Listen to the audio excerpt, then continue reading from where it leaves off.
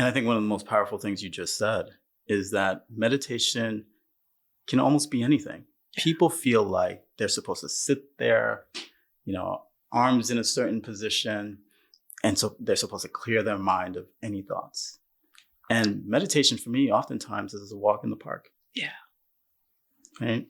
It is just, it literally can be anything. It could be listening to music. Mm-hmm. Lately, I've been listening to certain sounds as I'm driving, and that's very meditative for me. Wow. Yeah. So we've talked about meditation. We've talked about visualization, music. Yeah. What a lot of the work that you and I have done together centers around contemplative practices, which all those three are contemplative practices. Exactly. For people who don't know, what's a contemplative practice for you? What does that mean to you? Yeah. It means that, first of all, thank you for that, because it sounds like it's something that is lofty, and it's not. It's a singular focus that we can, with intention and attention, give our brains and our body that focus. So you said you listen to sounds when you're driving. Mm-hmm. So you're not going to stop driving. You're still going to watch the traffic and all that. However, the music or whatever you're paying attention, you give a singular focus. And what results in, that's contemplative practice, is an ease, is a physical relaxation, is a decrease in what we experience physically as the tension. I always say the shoulders come down. Yeah. Leave the earlobes.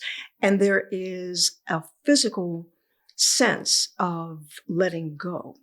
So it can be painting. It can be knitting.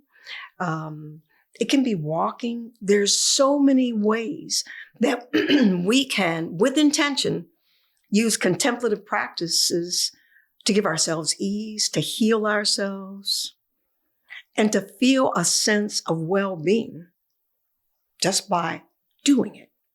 Yeah. For me, a lot of times contemplative practices almost put you in like a flow state. You are so in the moment. It's almost like the external world doesn't even exist. Yeah.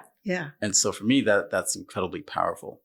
What are some other examples of contemplative practices that people can do every day on their own? It's a great question. So some people wash dishes. Pay attention. I'm putting the rag in the water, soaping it, rocking, pushing it around the plate. It's giving that attention. It can be with intention walking to your car, getting in your car. My granddaughter and I spend a fair amount of time on the phone. And sometimes we FaceTime. And I love it because we do breathing. She'll say, I'm through talking, Grandma. Or you still want to say something? Let's just breathe. And so we're just there. She lays her head back and we just breathe together. So your breath is always with you, when we're alive. And so paying attention to that is another contemplative practice that is available all the time if you're awake. Yeah.